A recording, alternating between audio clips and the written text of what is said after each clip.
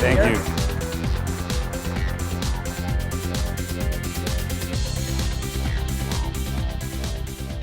Thank you for that.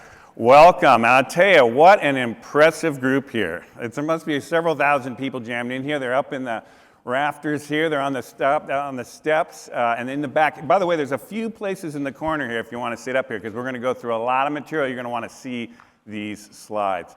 Now, you're an impressive group for a bunch of reasons. One, you show here on Saturday morning at 9 o'clock, it's in New York City. I'll tell you, that's an impressive achievement in and of itself. But I'll tell you, I've always been impressed with the planners. When I was a young reporter, before I was at Wired magazine covering technology, I actually was a reporter covering cities in Birmingham, Alabama, Hartford, Connecticut, and Minneapolis, Minnesota, as I was learning the trade. And I'll tell you, out of all the people I used to love to talk to, it was always the planners I wanted to talk to.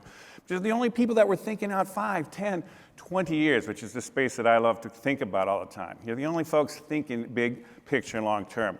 And so what I'm going to do today is return this favor, you could say, and I'm going to help you pull back, think big picture and long term. I'm going to lay out to you folks what I think is really happening in the world right now, and what I think is going to happen in the next 10 or 20 years here as well.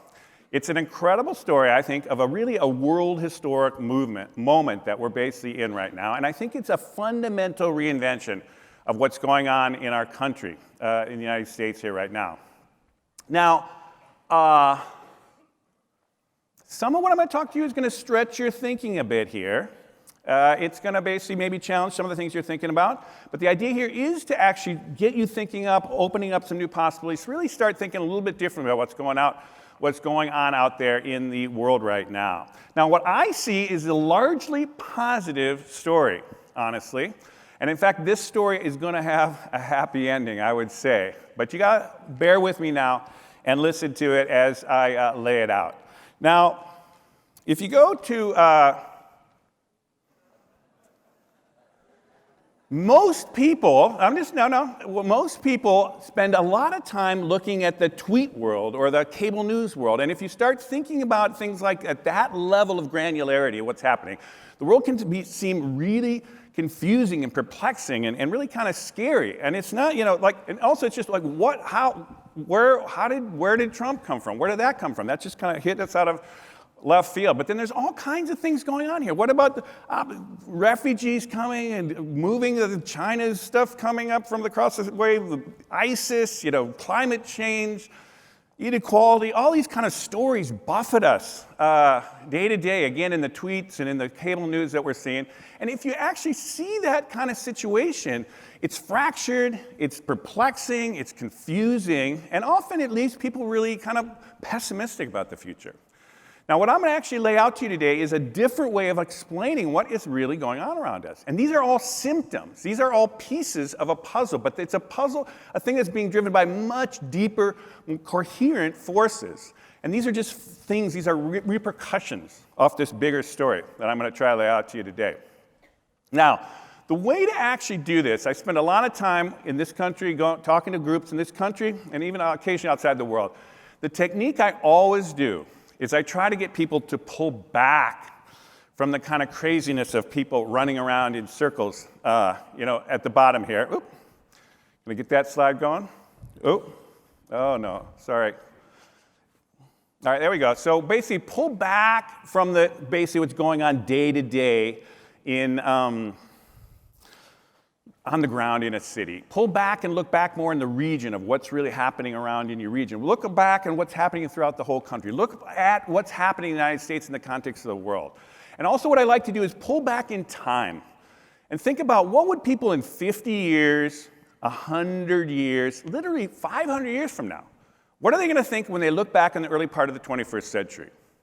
Because when you actually take that perspective, it really, the essence of what's really important today just boils down to its essence. You go, that all this crazy other stuff that's happening to us every day to day in the kind of cable news scene, that's all just going to go away. And people are going to think, with clarity, what really was important, what really was meaningful in the early part of this century.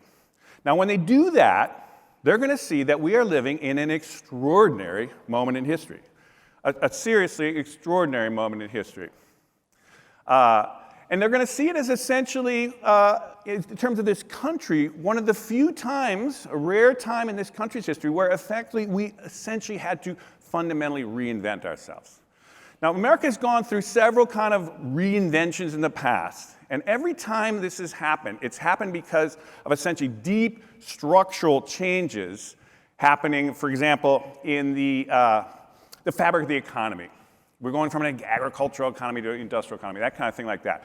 These things break up the old way of doing things. It just it doesn't work anymore. And it forces a new way of actually having to think about how to go forward.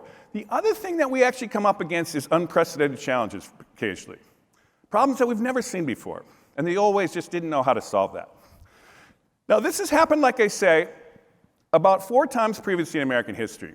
And in about the space of about 10 to 15 years, the country goes through this really crazy kind of period of reinvention, where how we do work around the economy, how do we actually organize our society, actually goes through very, very big changes. And I'm going to basically say that we're in one of these now. Now, if you go back to the old kind of, the way to understand this in kind of structural terms, is if you go back to the early part of, say, 1800 to 1850, we had technologies at that time were just coming on that was starting to mechanize agriculture. And we had essentially a different way of doing an economy, a yeoman farmers, kind of a distributed kind of economic and society that was actually happening there. By the middle of that century, we started moving into essentially early industrial society, pulling people off the farms and more consistently, starting to actually understand how to organize work around that, again with new technologies, steam and others that were kind of creating that. The early part of the 20th century, we saw another kind of period where we were moving into the big cities. We had electrical motors. We were actually organizing work very differently and organizing our society very differently as well. And then after the war, we actually had another wave of technologies, automotive and big cars and trucking, and we moved to the suburbs, and the whole economy morphed again in that kind of way. We're in another one of those fundamental changes right now. Now, with each of those periods, we've actually watched our politics and our way of life restructure around these things. And so Thomas Jefferson, his first election was the election of 1800. It was they actually called it the Revolution of 1800. There was essentially a whole new decentralized way of managing the economy, but also kind of empowering kind of local farmers as we kind of spread out. Around the Civil War, there was a huge restructuring, not just around kind of the Civil War itself, but land-grant universities, transcontinental railroads, opening Homestead Act, things to open up the West, big new ways of understanding how to do things. Around the early 20th century, the Progressive era, we essentially saw a whole reorganization of how are we going to work in big cities and all kinds of different ways of innovation that happened in city planning and all kinds of things, sanitation and all kinds of things that actually rethought how we did it. Explosion of innovation there for about 20 years. And then the last time we really saw this was around the Great Depression of World War II and coming off the Great World War II post-war boom. Now, in every one of these things, I just want to be clear, just not to make it, these aren't partisan things. Both parties play parts. This is a fundamental reinvention that all kind of Americans take place in. There's no good guy, bad guy in these things. This is just this is what happens. Well, I'm saying we're in one of these now, and we don't really see it in the same terms, and I'm going to actually lay this out to you now. Now, what's going on here that's so fundamental and structural? Well, folks, we are in the biggest technological transformation this country, you could argue, has ever gone through in the speed it's gone through. It's essentially the computerization of everything, and the interconnection of all those computers is a world historical event. That'll be something people will look back to literally 500 years from now as, oh, that's when the world went digital. That is because it allows so many things to be fundamentally reorganized along this digital kind of way. That is a huge shift, but it's not the only shift. Partly because of these technologies, we are now, for the first time in the history of the world, organizing on a planetary scale. All our systems are starting to go global. All the kind of trade and all that, communications, we're just becoming this incredibly interconnected world, the globalization of everything. And on top of that, we've got unprecedented challenges, not the least of which is climate change. We have literally got climate change and its things that are associated. We're having to really start thinking serious about water. I'm coming from California. We just got off a big drought. Pandemics like Ebola, mass migration from the Middle East, global terrorism still hasn't figured out. Super empowered individuals, and now nuclear weapons getting around. Rising inequality around this. Healthcare is not, obviously we're having this huge debate on how to go forward on healthcare. The old way is not working. Education isn't up to speed yet. Retirement, how are we going to really take care? This is classic of a system change. The old systems aren't working. The new systems haven't quite been figured out. So whether we like it or not, we are living in this time of fundamental reinvention or transition here. And whether you like, this is our moment. We are going from a group, I can tell from the demographics out here, most people here were born pre-digital in an analog age, and now it is completely digital. Huge transition. We've gone from a world that is fundamentally organized by nations to one that is increasingly being organized with borderless world. No borders out in that world. And we're just beginning this one, going from essentially an unsustainable way of energy and actually just industrial production to an increasingly one that has to be more sustainable in the course of the coming decades here. Now, that's a lot to lay out to you here. And so what I'm going to do in a quick way, as best I can, is lay out to you 6 different ways to think about this in a way to stimulate your thinking. One is I come from Silicon Valley. She mentioned I've been there for over 20 years now. I've been tracking this story very closely. And I will tell you, this revolution isn't done. We got a lot more revolution kind of going in this thing, and that's going to have big implications on folks like you and on cities. The second thing I do want to talk about, though, is it's not just the tech. There's a lot of economic implications on this, too. And particularly around this globalization of everything. And that essentially has something to do with long-term economic growth, which, frankly, I'm quite bullish on what's coming around here. We're going to talk demographics, particularly the big generational change happening in our society right now. But we're also going to be talking from the point of view of cities, the changing face of America and kind of other demographics, and also the migration back to the core cities, which is a crazy thing. Who would have thought that 20 years ago? We have to talk, from my point of view, you have to talk about climate change if you're going to talk about the next 10, 20, 30 years. It is going to fundamentally structure so many things and drive so many interesting things, too, positive things, that we have to touch on that. And we're going to talk politics, and not in a partisan way. And I know there's people from all over the country here, people have different political beliefs, but there's no way a country can go through these kind of changes at the core technologies, at the core of its economy, and not expect this to actually churn up and be churning in politics. And in fact, it's obviously what's happening now. But again, there's some guidance from what we've done before that I think I'm going to lay out to you there about how I think it's going to turn out. Now, a lot to cover here. So let's start with going back to the digital thing. Again, I've been in Silicon Valley. I was there in the early Wired magazine, ran that magazine. I've been there for many years since then, building out my networks through different kind of companies. And my latest company, we actually bring together innovators all the time on big projects to how to solve complex problems. And so I'm well aware of what's happening here, and I want to kind of synthesize some of this for you folks today. Now, for folks outside of Silicon Valley, there's a core thing that's worth reminding people. Some of you might know this, but there's a thing called Moore's Law that roughly has driven the whole industry, which is every 2 years, engineers figure out how to get twice as many integrated circuits on a chip, which essentially doubles the power, shrinks the size, and drops the price. This is all have been happening every 2 years. Now, when you double the power, the doubling starts going, in the early days of doubling, okay, those are doubling, but only when you start catching on. Ooh, that thing goes up to the ceiling, then it goes up a floor, then it goes up 2 floors, then it goes up 4 floors. The back end of doublings get really kind of crazy. And we're at the back end of 40 years of doubling now. So we started when, some of you might remember this first personal computer, the Apple II, among the first, where 1 megahertz, that's the kind of unit of power you think about in a computer, costs roughly $5,000. And now you can get 4 gigahertz or 4,000 megahertz for less than $1,000. So essentially, computers are 25,000 times more powerful in 40 years. 24,000 times more powerful. Now, there is this little bit of a slowing down of Moore's Law because we're shrinking them so small we can't get too much smaller. But in general, we're still on this juggernaut. The other way to talk about computers is clock speed, how fast they are. And if you go back to the same time of that first personal computer, the fastest computers in the world, the supercomputers of that time, essentially were working on 200 megaflops. That's the unit we talk about for clock speed, megaflops, and they cost $31 million. Right now, the latest iPhone 7 is 300 gigaflops, not megaflops, gigaflops. So I had another three zeros on that, and it's less than $1,000. So basically, you are all walking around with $31 million supercomputers. And don't forget that, because it's a huge kind of point, which we'll play a little bit later here. Now, the other thing that's been shrinking in size. Computers literally used to be a whole room, and then these big clunky things. You can kind of remember all these things. And now, literally, in the earpiece of an Apple's new earbud, that has a computer in it. You now have a computer in your ear, when it used to take a room.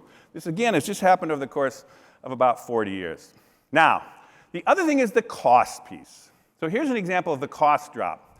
If you take storage, in 1981, basically, it used to cost, for 1 gigabyte of storage, it cost $700,000. $700,000.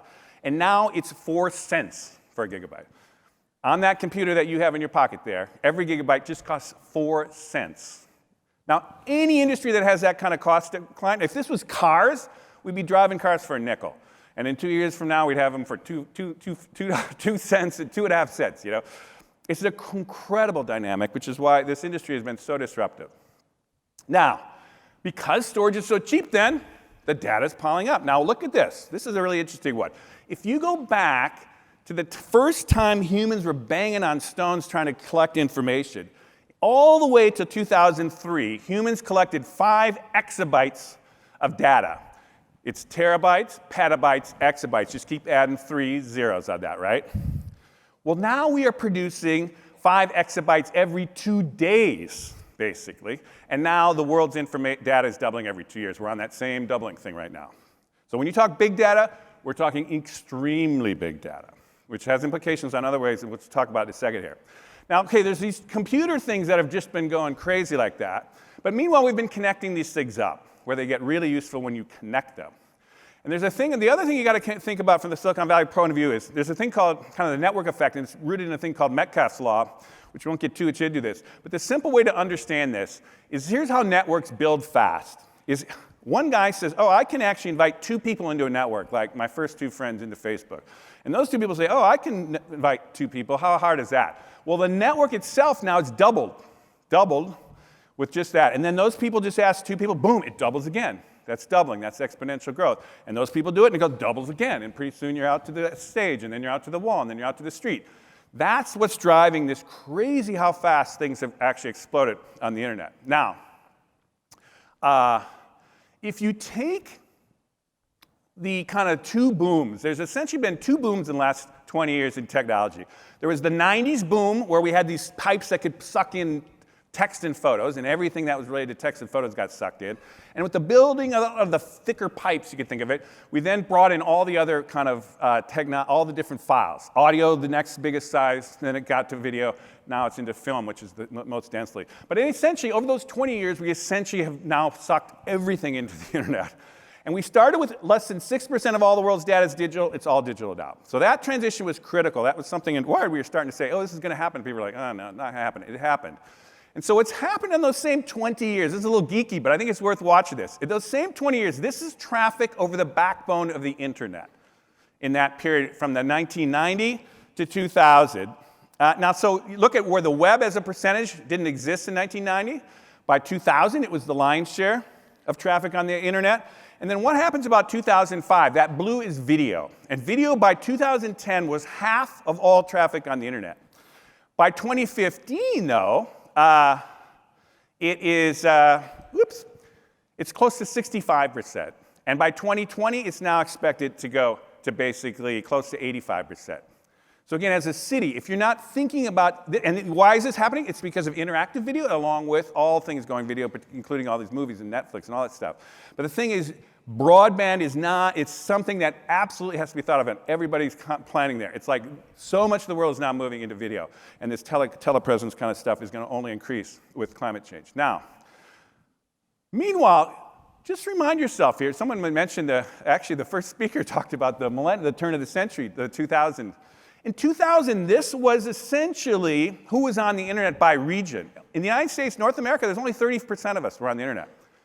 You might have been on it, but not many people, 30%, most won't. Places like the Middle East, nobody.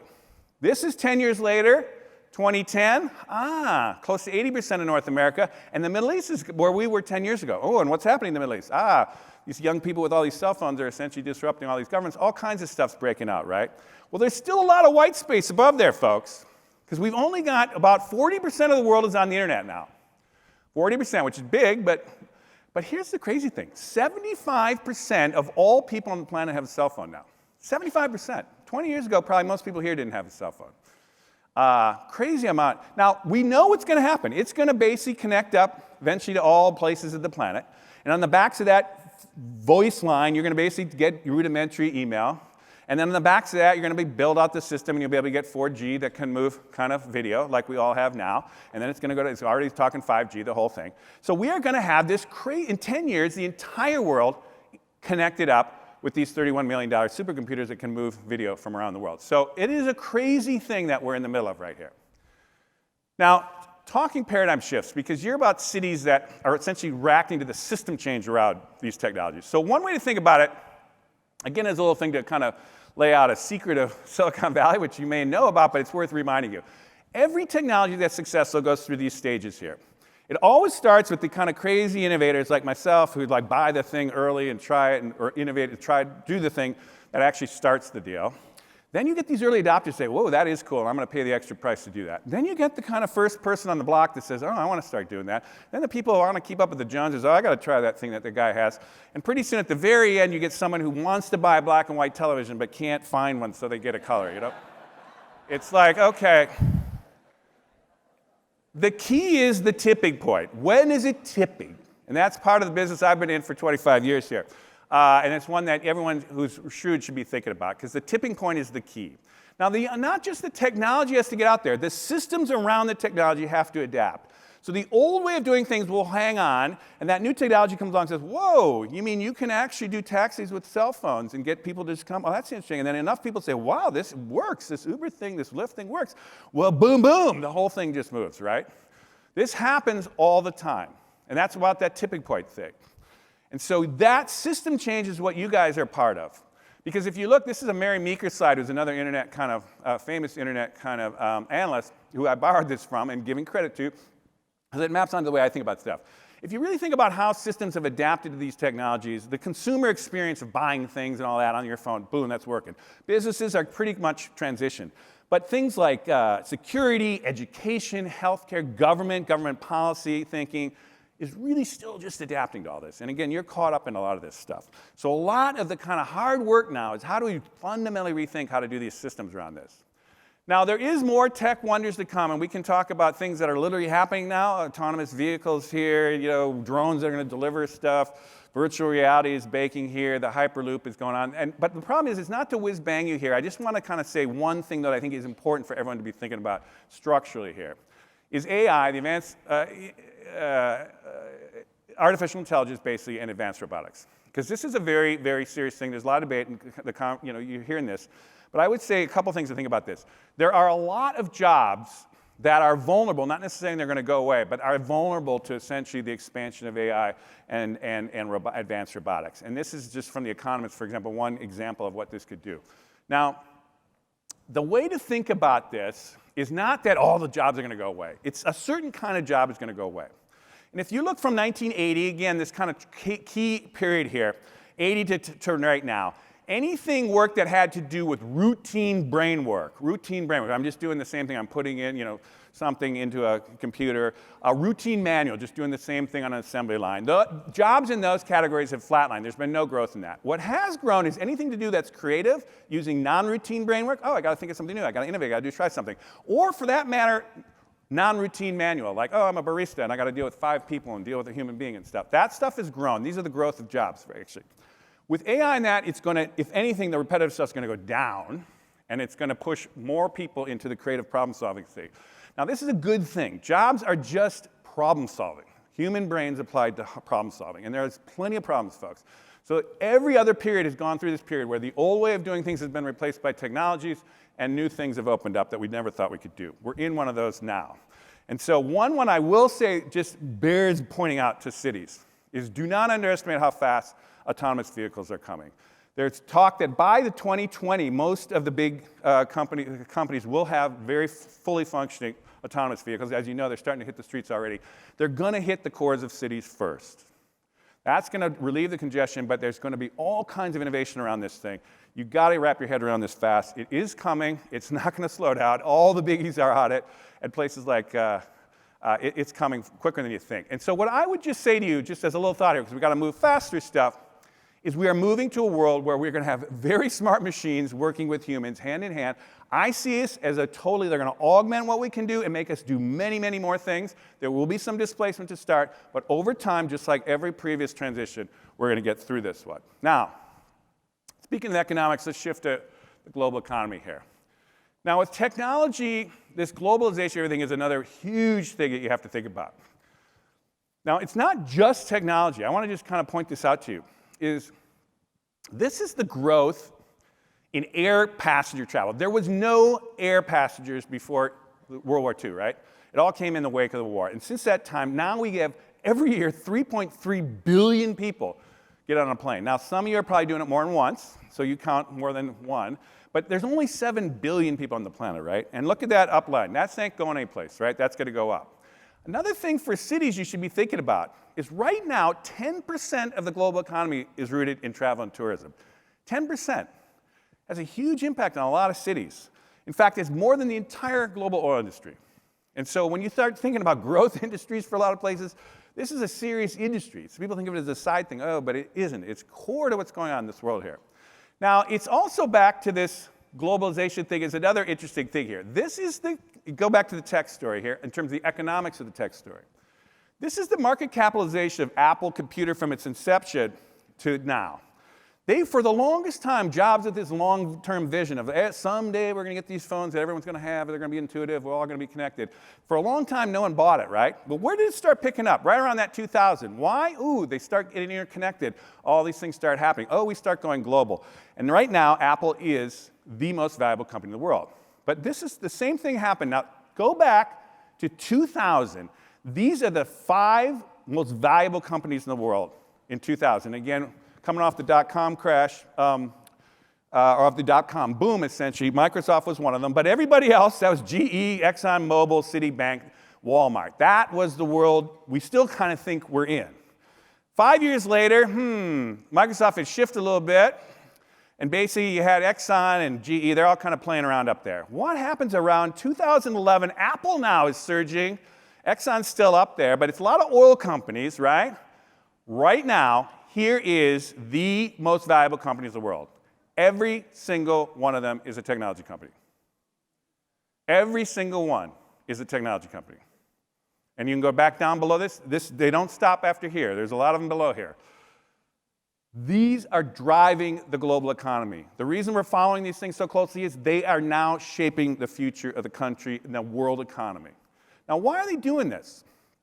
Well, one of the things that's happening is they're all going global. That's the population of the United States in 2012. Already then, YouTube was getting 800 unique visitors a month. Facebook was getting 1 billion uniques a month, and Google searches were 1 billion a month. All essentially their growth and everything was above, the US was just a fraction of it. So if you look at essentially the United States that's the population of the United States compared to the population of the world. The world is clearly where the growing market is, right? And these things can go anywhere, right? There's no border changes. So what's happened essentially, and I will say, there's been this talk of like the United States can't do anything right anymore.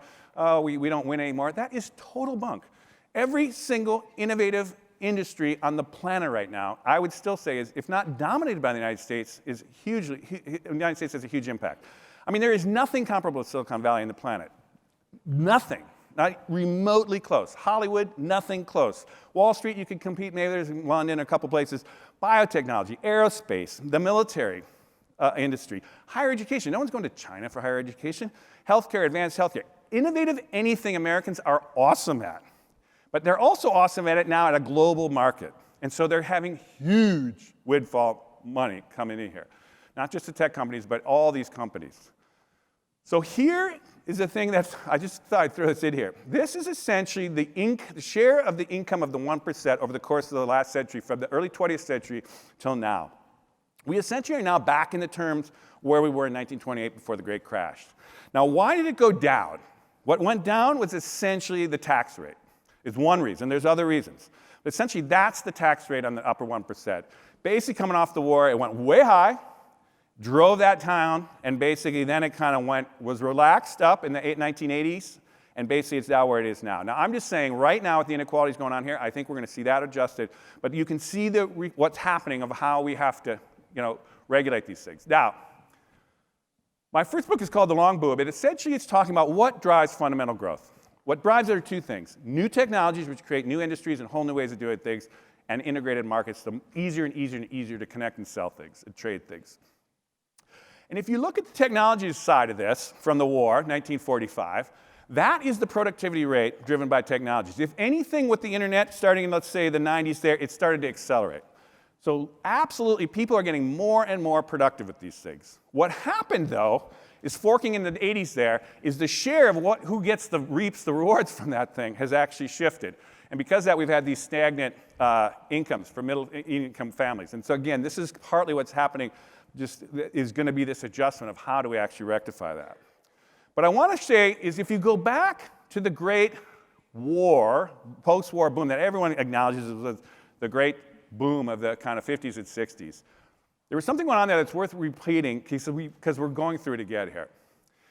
After World War II, you took all these new technologies, which I mentioned, that had been developed in the war: commercial aviation, plastics, atomic energy. All this stuff goes into the private sector, public sector. Think of it as everyone can use it, and we can use it. The second thing is we took half the world, the free world, and we said, hey, we're going to organize a better integrated market, right? So what happened? The United States loves tech, most open economy. We boomed in the 50s, right? And by the 60s, basically, Europe, Japan, all that were back on their feet and booming. And it was only with the oil shocks of the 70s, which is the lifeblood of that industrial economy, did we actually peter to a stop a little bit, or a slowdown. We had a huge boom, and we all recognize that. What people do not recognize is we've just finished a very similar thing in the 80s here, or starting in our era. So the 80s, we had the same thing. The Cold War ends, and all these technologies developed in the war. Microchips were for guided missiles. The internet was to communicate in nuclear war. You know, all these Google Maps here we're looking at, it was to spy on the Russians, right? All that stuff goes into the private sector, the public sector, and we all start saying, oh, wow, we can do these crazy things with it. And then we took the entire world, the communist world, China, Russia, we put them in the free market economy. And so we had this crazy boom in the 90s because the Americans jump on the technology, we're the open economy. Boom, we're crazy in the 90s. By the 2000s, China's on fire, Turkey's on fire, everybody's booming. Brazil, the whole thing. And it's only with the crash, the lifeblood of our economy, finance, that we screwed that whole thing up. But from a global perspective, we've come off a very similar long boom. Now, what I'm just pointing out to you long-term thinkers is there's a lot more of this coming. We've got all kinds of new technologies coming. Biotech is where infotech was essentially just 20 years ago. We're watching just waves of new technologies potentially coming here. And I'm saying we have a lot more reason to think there's a lot more growth ahead of us coming here. And another way to kind of think about it is taking those adoption curves, is if there was an adoption of new technologies and reorganizing around it off of World War II, we're kind of the end game of that computer technology reorganization. We got a whole other one coming, sustainable tech coming up. Now, given our time, we're going to move to people fast here in this millennial generation. This is a generation about 35 to 18 right now, the biggest generation in American history. Really worth understanding this crew. If you look at, this is the population in the United States right now, essentially by generation. That is essentially the guts of the economy from age 20 to 60. Look at those millennials. They're all coming of age, they're all voting age, and they're all in the or moving into the workforce. And the baby boomers are sliding off the stage there, right? If you take this out 10 years, I'm a Taylor baby boomer, but and I know there's a lot of boomers in here. But look at this, 10 years out, less than 10 years out, that is America's workforce and what's really driving the economy and the society. And look at that, the millennials are the dominant generation, bar none. Baby boomers are all retired or, unfortunately, really sliding off. Sorry about that. But this is really important mindset to shift here because people do not see the data like this, right? So what is a world, every generation has a personality, and what are these millennials like? Now, I do a whole talk on this, but I just want to throw out some things here. They're super tech savvy, everyone gets that. They're super collaborative. They all want to work together. They're always constantly working. They're very civic-minded, much more so than kind of the jaded, essentially, Gen X and boomers towards politics and things like that. They're the most racially diverse generation in American history, 45% of them, close to it now. They're the most global, traveling, exposure to the world, and they're unbelievably of one mind about climate change and green. So even if you don't have a feeling about what you think about climate change, they do. And again, they're going to be driving things. Boomers, on the other hand, it's worth saying, We're very different on a lot of that, and so it's worth saying since the boomers have been in charge. Super media savvy, not tech savvy.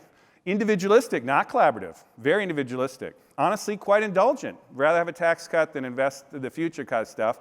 Largely white, wasn't diverse, nationalistic, didn't travel as much, and principled, let's just say, or other way to think of that is stubborn. That's basically two sides. The two sides can't agree in Washington, so nothing gets done, right? So we've been having this fight since Vietnam, right? But the reason this is important, if you take the boomers, we all know how the boomers reinvented essentially childhood, young adults, rock and roll, midlife, raising families in McMansions, and now they're reinventing retirement. We've heard that story. What we're not really tuned into is that bigger generation, the millennials, are doing the same thing.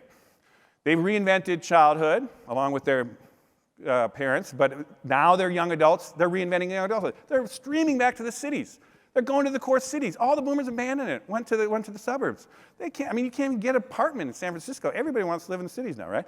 Midlife, they're going to do something different with children, for sure. They're going to probably live another 20 years than the boomers, basically with life, all these different new technologies, genetics, in biotech, all the things that we got. They'll probably live healthy lives for another 20 years, and they're going to retire at the end of the century. They're going to dominate the century, folks, the long-term thinkers.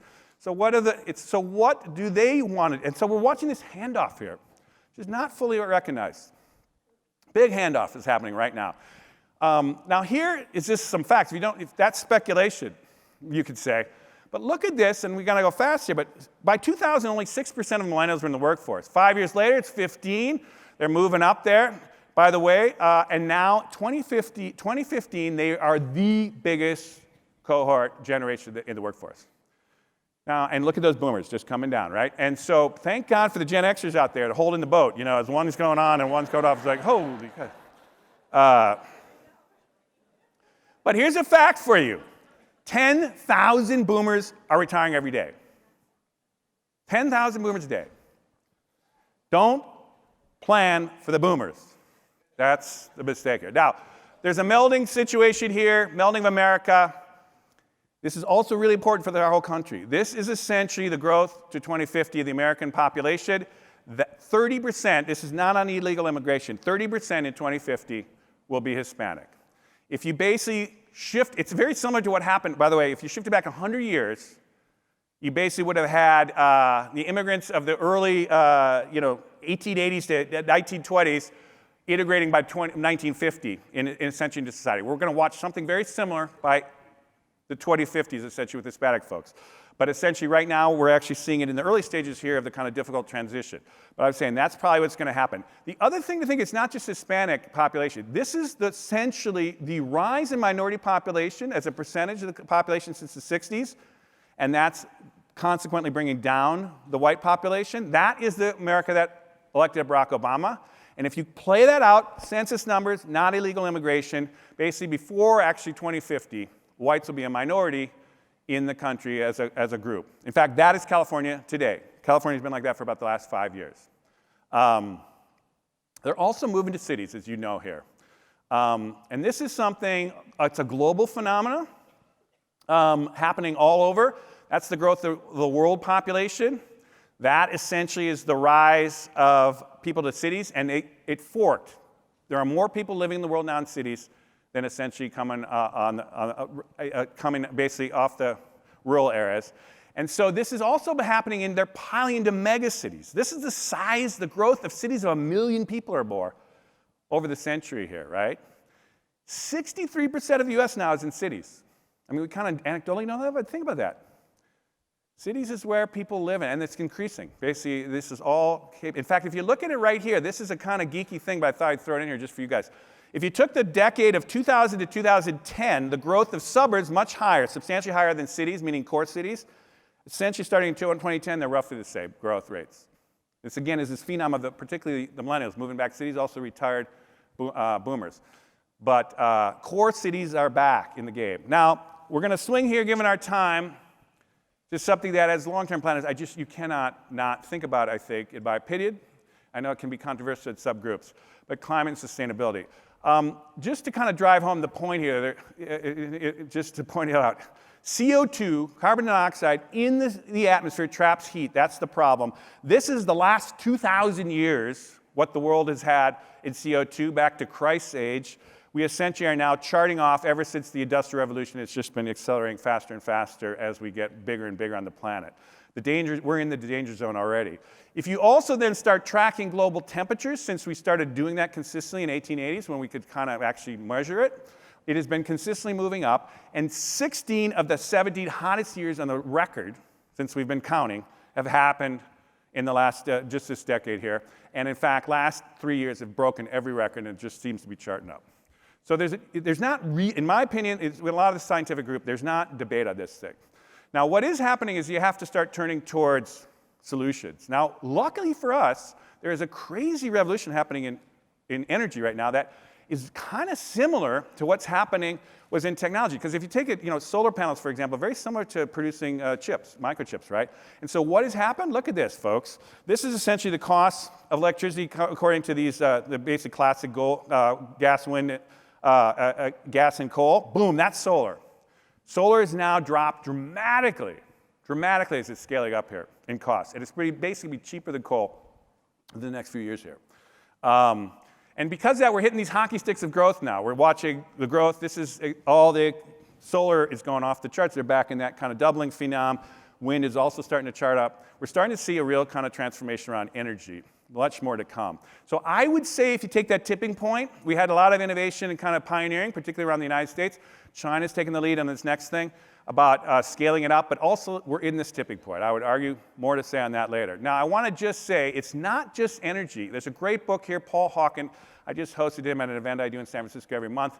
He's a kind of a guy who's just come up with this, essentially the world's most comprehensive plan ever proposed to reverse global warming. Just came out. It's hit charting on the bestsellers. Check it out. But the reason I want to just point this out is he's talking about how do we draw carbon out of the atmosphere. And it's not just about clean energy. A lot of the top 20 things that were gamed out for 2050 of what would be useful to kind of bring carbon out of the planet has a lot to do with things that have nothing to do with energy, honestly.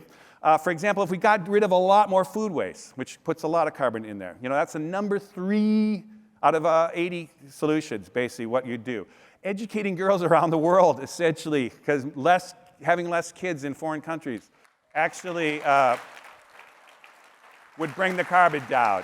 Telepresence. Here we are all gathered here. We all flew in. Honestly, we're going to probably do a lot more of this in the future. That's coming out, another recommendation. The point is, in this book, these are the categories of things that we're going to have to shift around, basically.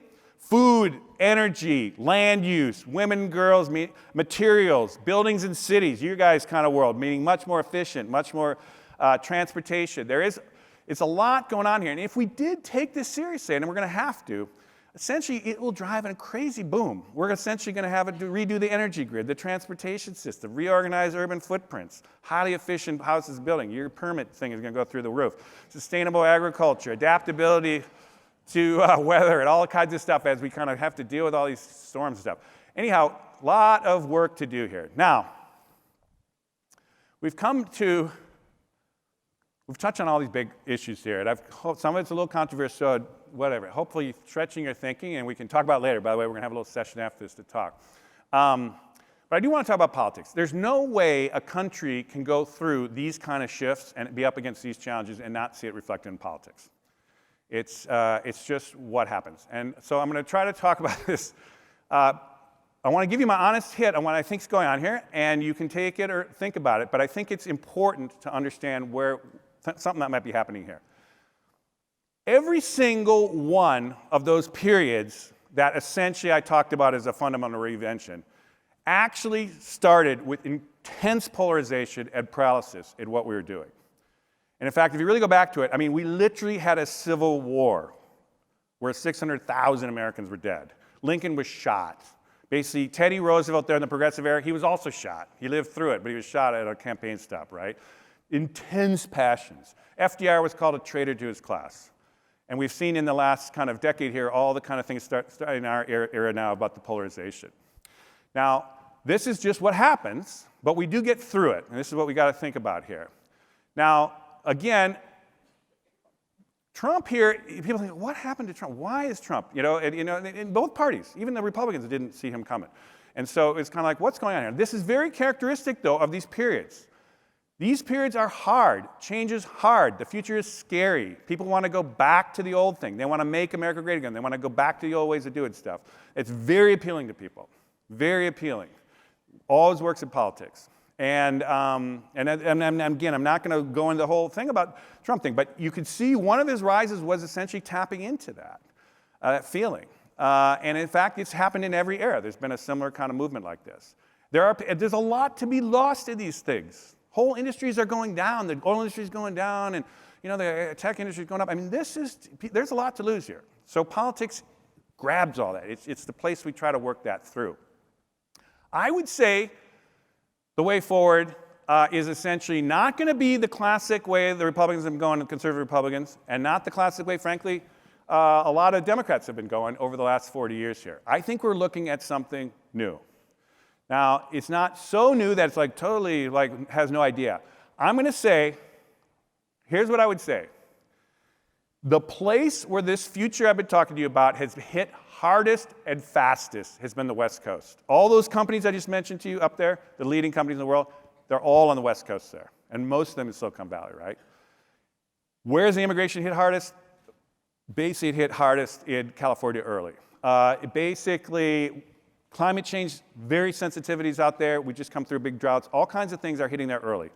And so I would say, just to be as thinking people, think, what are they doing right now that is essentially trying to grapple with this stuff now?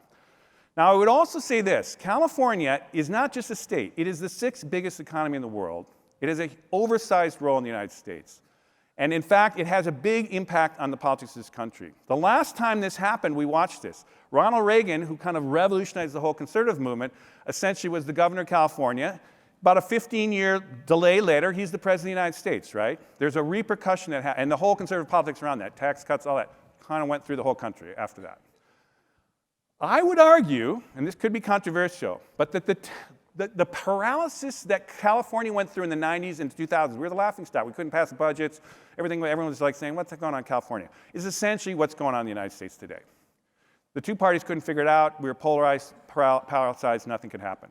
What has morphed, though, and you should be watching this closely, is California has essentially been now shifted totally to domination by blue majorities. But they're not the old-style Democrats. There's a new thing going on there.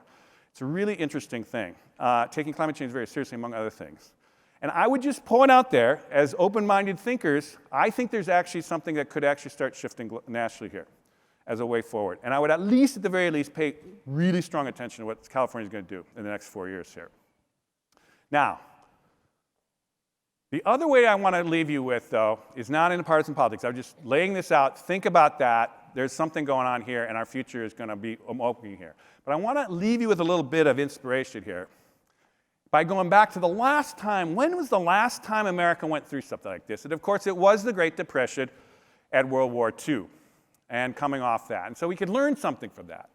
And the way I want to start this is by quoting, essentially, John Maynard Keynes was an economist, a very famous economist that kind of reworked the global economy around Keynesian economics ultimately. But in 1930, right after the crash, in the early stages of the Depression, he wrote this very prescient thing that I'm going to quote just here. You quote this, I think it's worth reading. He said, "We are suffering just now from a bad attack of economic pessimism. It is common to hear people say that the epoch of enormous economic progress that characterized the 19th century is over. That the rapid improvement in the standard of life is now going to slow down, at any rate in Great Britain, which was the leading power at that time. That a decline in prosperity is more likely than an improvement in the decade that lies ahead of us." He basically then said, "I believe that this is a wildly mistaken interpretation of what is happening to us. We are suffering not from the rheumatics of old age, but from the growing pains of over-rapid changes, from the painfulness of readjustment between one economic period and another." And of course, he was totally right. Because after the war, we watched the biggest expansion that's ever happened on the planet in terms of economic growth. Now, those folks faced their version of our things. They had the Great Depression, financial collapse. They had basically the rise of Hitler, fascism. They were freaked out about communism, basically nuclear war. Nuclear war was their climate change. They had no idea how to stop nuclear war. They were convinced we were going to have American cities bombed. I mean, you boomers, you're here. I was under a desk, practicing for when the bombs came, right? I mean, that was literally, we didn't know how to solve this problem, right? But in fact, we took the technologies of that time and the human resources we had at that time, This is actually Vannevar Bush, who's the chief science advisor for FDR, actually right there.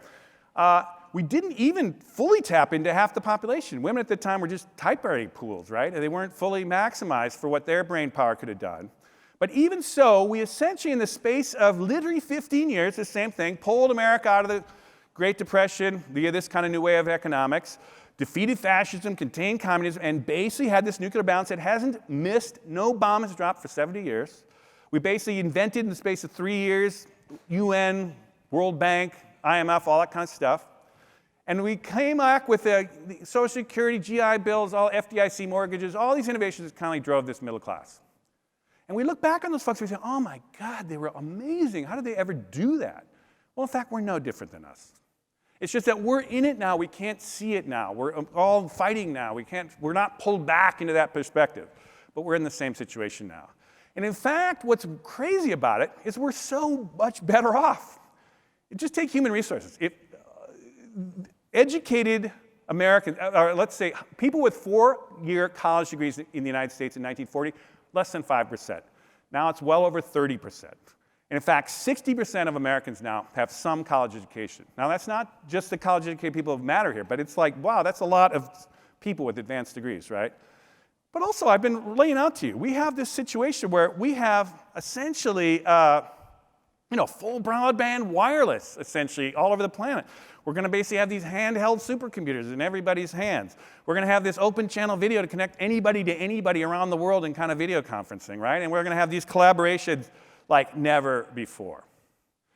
And I would say if you went to FDR and you said, hey, FDR, I got this thing here that you could actually ask any question in the world and get all the world's information back prioritized in a second, he would say, well, that's magic.